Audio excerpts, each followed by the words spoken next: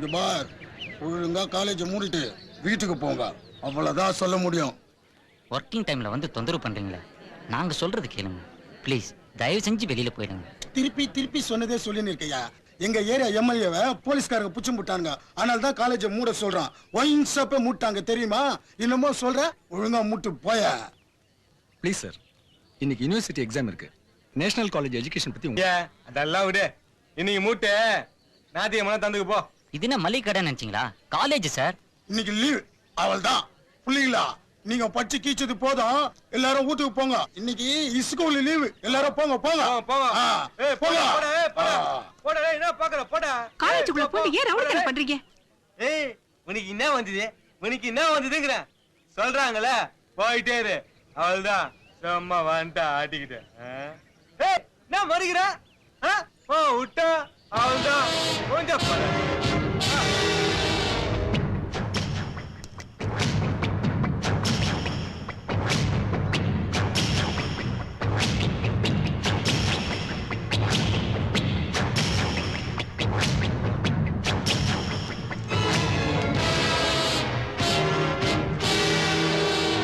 காலேஜுக்குள்ள போலீஸே வரக்கூடாது, பொறுக்கிங்க வந்திருக்கீங்க. இருந்தாலும் நான் ஏன் பேசிக்கிட்டு இருக்கேன் தெரியுமா? இன்னைக்கு எக்ஸாம். ஒரு செகண்ட் கூட உங்களால எக்ஸாம் லேட் ஆக கூடாது. வெளியே போ. ஏய் நான் பாட நடத்துறியா? வெளியே போல என்ன பண்ணுவ? என்ன பண்ணுவ?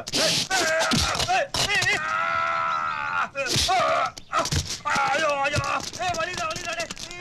ஐயோ மூட்டை ஐட்டடா மூட்டை தள்ளுடா தள்ளுடா, காத்துடுடா காத்துடுடா சொல்றல. டேய் என்ன ஆச்சு?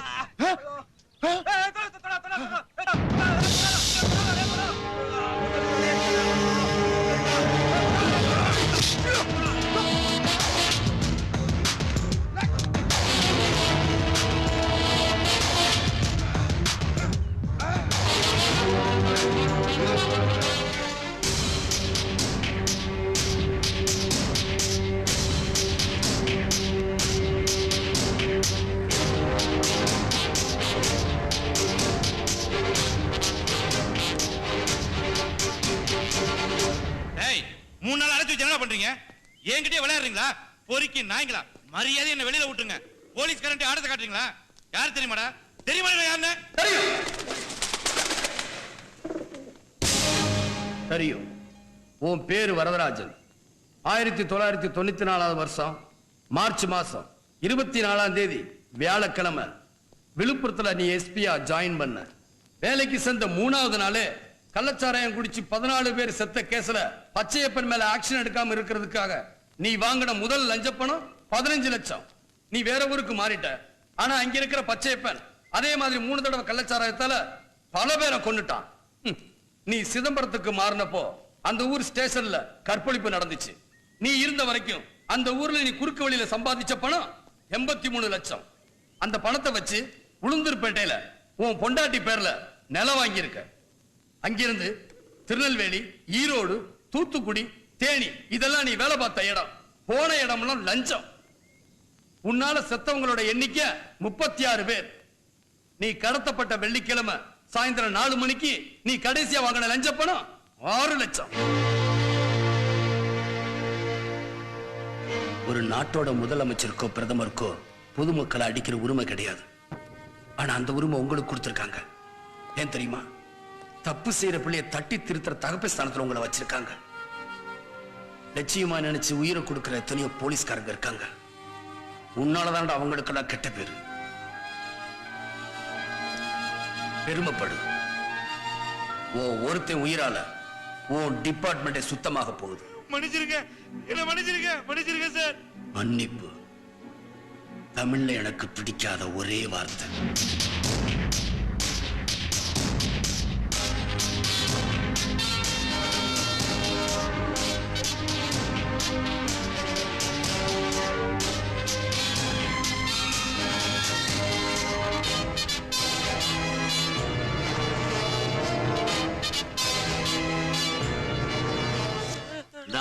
இதான் டெத் கன்ஃபர்மேஷன் சர்டிபிகேட். காலை 7:10 உயிர் பிரிஞ்சிருக்கு. இதை காட்டினாதான் சுடுகாட்டுல பணத்தை எரிக்க முடியும். இந்தாமா அதை என்கிட்ட கொடுங்க. இதான் சார்.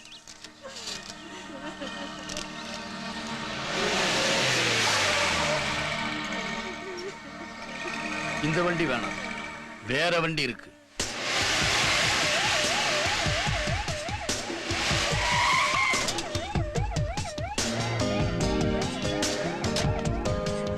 சார், எமர்ஜென்சி வார்டு எந்த பக்கம் இருக்கு? இந்த பக்கம் தான், நேரா போங்க. சீக்கிரம்.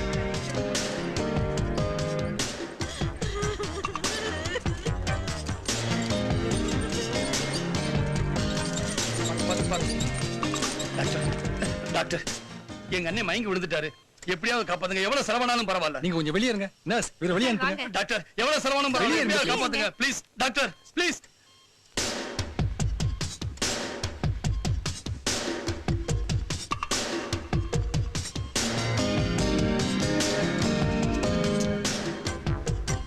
பேஷண்ட் செத்து போயிட்டான். வர வழியிலேயே உயிர் போச்சுன்னு நினைக்கிறேன். இப்போ என்ன பண்ணலாம்? உயிர் போயிடுச்சுன்னு நம்மளுக்கு மட்டும் தானே தெரியும். வெளியில இருக்கிறவங்களா பேஷண்ட் ஏதோ மயக்கத்துல இருக்கிறதா நினைச்சிட்டு இருக்காங்க. நாம பாட்டு ட்ரீட்மெண்ட் பண்ணுவோம். சீரியஸ் கேஸ் சொல்லி நீ ஃபுல்லா ட்ரீட்மெண்ட் பண்ணிட்டே இருப்போம். என்ன டாக்டர் சொல்றீங்க? Okay, you are correct. Keep Let us it try to fresh. extract some money here. Let's underplay it. உள்ள ட்ரீட்மெண்ட் நடந்துட்டு இருக்கு, பயப்படாதீங்க, எப்படியும் காப்பாத்திடலாம். ஐயா என்னையா சொல்றீங்க? இருங்க இருங்க, அவர் தான் சொல்லிட்டார்ல, அவர் எப்படியும் பிழைக்க வச்சிருவார். ஆனா அதுக்கு அதிகமா பணம் செலவாகும், பரவாயில்லையா? பரவாயில்ல சார், எவ்வளவு செலவானாலும் நான் பண்றேன். கவுண்டர்ல 50,000 ரூபாய் பணத்தை கட்டிடுங்க, அப்பதான் அட்மிட் பண்ணிப்போம். சீக்கிரம் போங்க.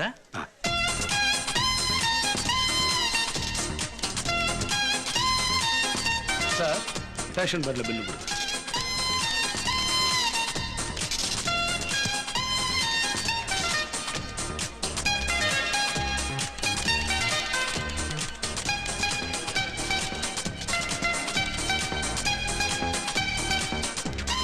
டாக்டர், பணமெல்லாம் கட்டியாச்சு. செகண்ட் ஃப்ளோர்ல மெடிக்கல் ஷாப் இருக்கு. இந்த மருந்தெல்லாம் வாங்கிட்டு வாங்க. மொத்தம் 8300 சார். பேஷண்ட் பேர்ல பில்லு போடுங்க.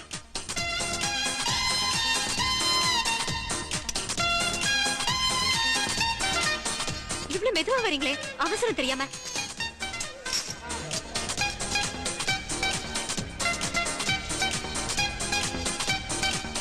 இந்தா, இத போய் பார்மசில கொடுத்துரு. பாத்துக்க. இந்தயா, மருந்தெல்லாம் கரெக்டா இருக்குதா பாத்துக்க. கொஞ்சம் அமைதியா இருங்கம்மா, நான் சொல்றபடி நீங்க எல்லாரும் கேளுங்க. டாக்டர், எங்க அண்ணனுக்கு இப்ப எப்படி இருக்கு? மூச்சு திணறல் அதிகமா இருந்தது. இப்போ ட்ரீட்மெண்ட்க்கு அப்புறம் நல்லாவே மூச்சு விடுறார். பாம்பேல ஃபேமஸ் டாக்டர் சதீஷ் சர்மா ஒரு செமினாருக்காக மெட்ராஸ்க்கு வந்திருக்கார். அவரை வர வச்சா நல்லா ட்ரீட்மெண்ட் பண்ணுவாரு. ஆனா 2 லட்சம் ரூபாய் செலவாகும். பரவாயில்ல சார், அவரை மாதிரி இன்னும் எத்தனை டாக்டர் இருந்தாலும் வர சொல்லுங்க.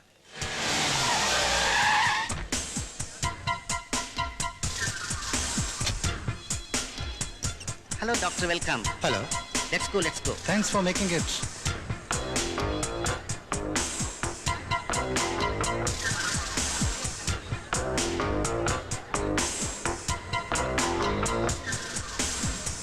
டாக்டர், எங்க அண்ணனுக்கு இப்ப எப்படி இருக்கு? சீரியஸ் கண்டிஷன்ல தான் இருக்கு.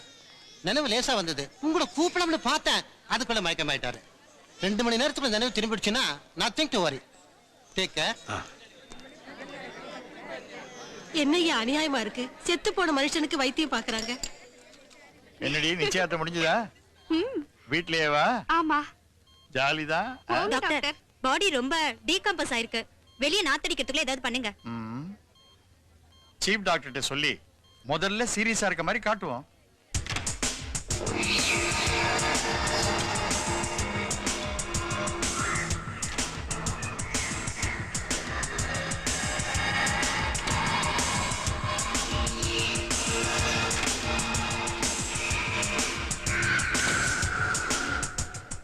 இப்ப டாக்டர் வருவாரு. ஐ எம் சாரி, நாங்க எவ்வளவோ ட்ரை பண்ணோம், பேஷண்ட் இறந்துட்டான்னு சொல்லுவாரு பாருங்க.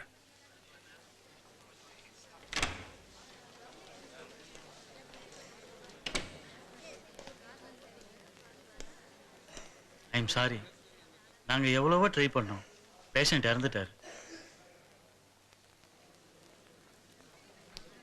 மொத்தம் 3 லட்சம் ரூபாய் செலவு பண்ணிருக்கீங்க.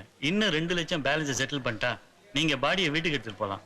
20 லட்சம் நீங்க இவங்களுக்கு கொடுத்தா பாடியை நாங்க எடுத்துட்டு போறோம். வாட்? என்ன சொல்றீங்க? டாக்டர் கிட்டையும் வக்கீல் கிட்டையும் பொய் சொல்லக்கூடாதுன்னு சொல்லுவாங்க. ஆனா உங்க 2 பேர்கிட்டையும் சொல்லக்கூடாது இன்னொன்னு இருக்கு. எவ்வளவு செலவானாலும் பரவாயில்ல, எப்படியாவது காப்பாத்துங்கன்னு. அதை மட்டும் சொல்லிட்டா போதுமே. புரியல? செத்து போயிட்டான்னு கவர்மெண்ட்லயே சர்டிபிகேட் கொடுத்த ஒரு பணத்துக்கு 8 மணி நேரம் வைத்தியம் பார்த்திருக்கீங்க. அதுக்கு உண்டான ஆதாரம் என் கையில இருக்கு. உங்க ஹாஸ்பிட்டல் எம்டி இப்ப இங்க வந்தாகும்.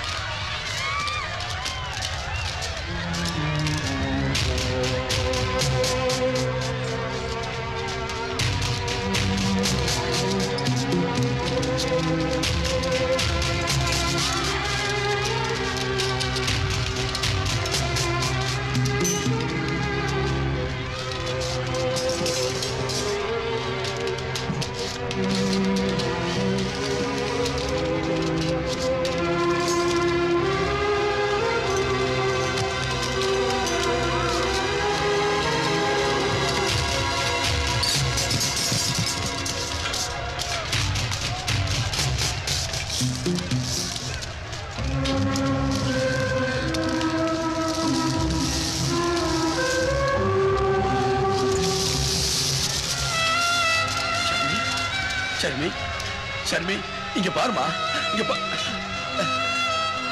ஷர்மி,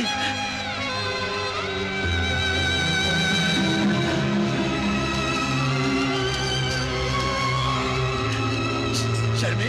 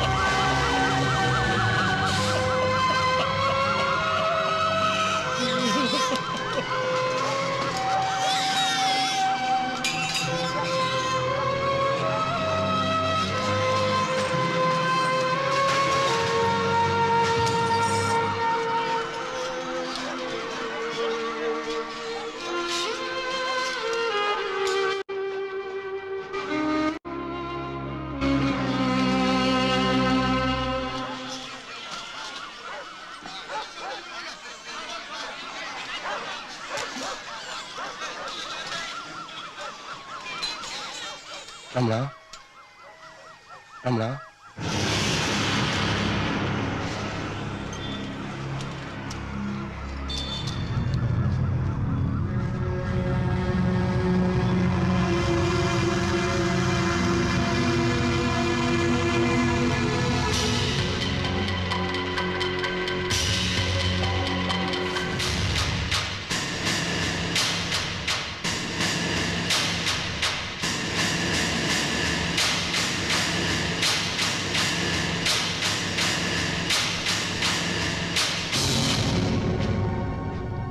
எல்லாம் உங்க டிபார்ட்மெண்ட் வேலையை ஒழுங்கா செய்யாதனால எத்தனை உயிர் போச்சு பாத்தீங்களா? இது வரைக்கும் 212 பேர் செத்துருக்காங்க. 113 பேர் ஹாஸ்பிடல்ல உயிருக்கு போராடிக்கிட்டு இருக்காங்க. கலெக்டர் ஐயா, ஏற்கனவே அந்த இடத்துல ஒரு குளம் இருந்திருக்கு. அந்த குளத்தை மூடி புறம்போக்கு நிலத்தை பட்டா பண்றத கார்ப்பரேஷன். இவங்க டிபார்ட்மெண்ட் இவங்க பணத்தை வாங்கி பட்டா பண்ணதுனாலதான் இவ்வளவு பிரச்சனையும். நாங்க பணம் வாங்கிட்டு பட்டா பண்ணி கொடுத்தோம், சரி. அந்த இடத்துல மண் பரிசோதனை பண்ணாங்களே உங்க டிபார்ட்மெண்ட்ல, அந்த சாயில் டெஸ்ட் ரிப்போர்ட்ல தெரியலையா உங்களுக்கு? அந்த இடத்துல அவ்வளவு பெரிய பில்டிங் தாங்காதுன்னு தெரிஞ்சும் நீங்களும் தான் பணம் வாங்கிட்டு சாயில் டெஸ்ட் ரிப்போர்ட்டை மாத்தி எழுதினீங்க. இதனாலதான் ஐயா உங்க 2 டிபார்ட்மெண்ட்னால எங்களுக்கு சேர்த்து கேட்ட பெரியா. ஆமா, இவர் ரொம்ப ஒழுக்க செய்யறாரு. 20 லட்சம் ரூபாய் வாங்கிட்டு தான் பில்டிங் அப்ரூவ் கொடுத்தீங்க.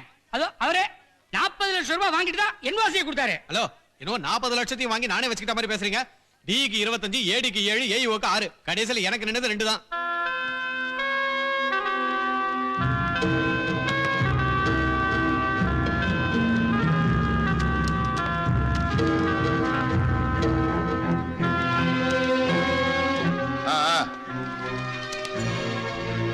என்ன என்கொயரி நடக்குதா? என்ன கலெக்டர் சார், உங்க பொண்ண மெடிக்கல் காலேஜில் சேர்க்க 5 லட்சம் ரூபாய் என்கிட்ட வாங்கினீங்களே, மறந்துருச்சா?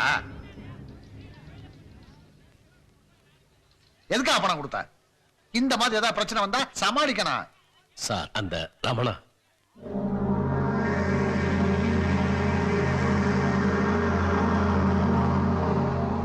என்ன இவங்க பேசுனதெல்லாம் கேட்டு நீ ஷாக் ஆயிட்டியா? கலெக்டரே நம்ம கஸ்டமர் தான். இந்த ஃபைலை வச்சு உன்னால ஒன்னும் பண்ண முடியாது. இங்க எல்லாருமே இப்படிதான். நம்ப முடியலையா? உனக்கு 2 சான்ஸ் தர்றேன். தமிழ்நாட்டுல நீ யாருக்கு வேணாலும் போன் பண்ணி சொல்லு.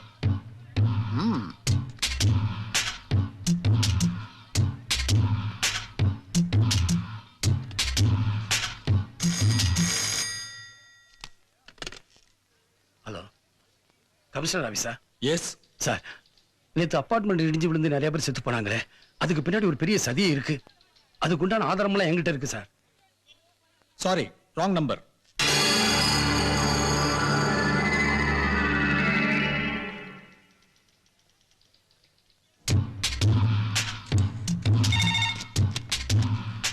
தலைமைச் செயலமா? ஹோம் செக்ரட்டரி இருக்காரா? சொல்லுங்க.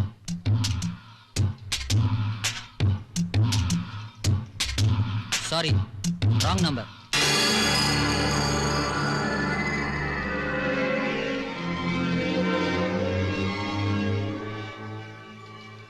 என்ன ராங் நம்பர் சொல்லிருப்பாங்களே? நான் சொல்லல. பணம் கொடுத்துருக்கையா, உனக்கு தர்றேன்.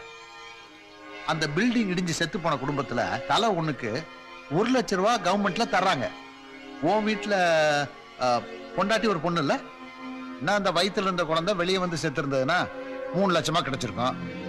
ஓ நேரம் என்ன பண்றது, வயிற்றுலயே செத்து போச்சு, கணக்குல வராது. சரியாத விடு. நான் 25 லட்சம் ரூபாய் தர்றேன். மொத்தம் 27 லட்சம் ரூபாய். புதுசா ஒரு கல்யாணத்தை பண்ணிக்க. நிறைய லேகியம் விற்கிறானுங்க. உன் உடம்புலதான் தெம்பு இருக்குல்ல.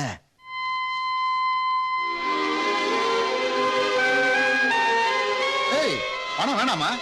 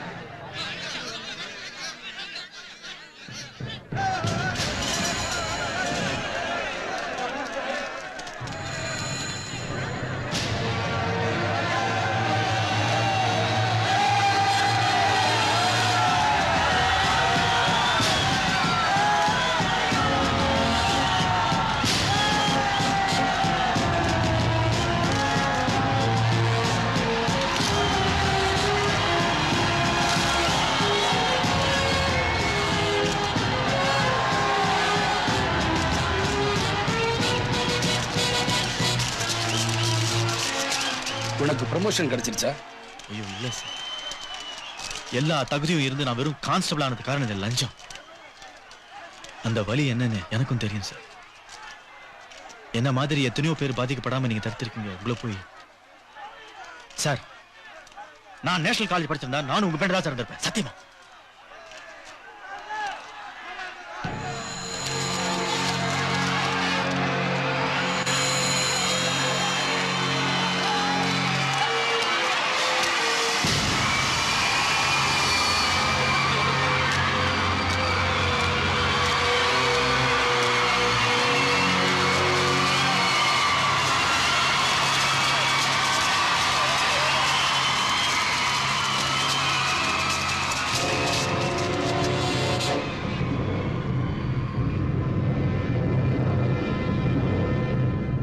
படிப்பு முடிச்சிட்டு வெளியே போற ஸ்டூடெண்ட்ஸுக்கு ப்ரொஃபஸருங்க ஃபேர்வெல் டேல கடைசியா விட கொடுத்து அனுப்புவாங்க.